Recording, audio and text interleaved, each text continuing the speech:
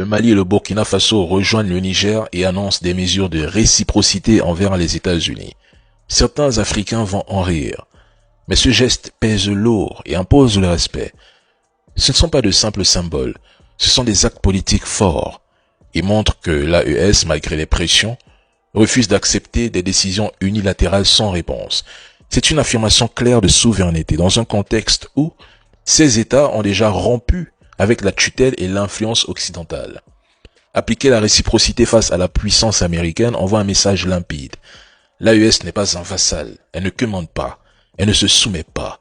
C'est le mental en métal. Elle traite sur un pied d'égalité comme un acteur souverain et refuse d'être rangée dans le même lot que ces pays qui obéissent sans discuter.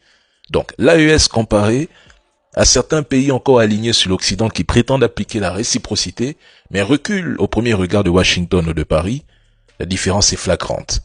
L'AES pèse bien plus lourd géopolitiquement en 2025 que plusieurs pays africains qui ont à leur tête des dirigeants soumis. 3 pays, unis dans une confédération militaire, économique et politique, assument une ligne clairement anti-impérialiste et anti-occidentale. Ensemble, ils défient frontalement l'ordre ancien et rappellent une vérité simple. L'Afrique peut dire non. Les Noirs peuvent s'imposer. Et quand elle le fait avec cohérence et unité, le monde est obligé d'écouter. C'est aussi ça le message. L'Afrique est debout. Force à l'AES.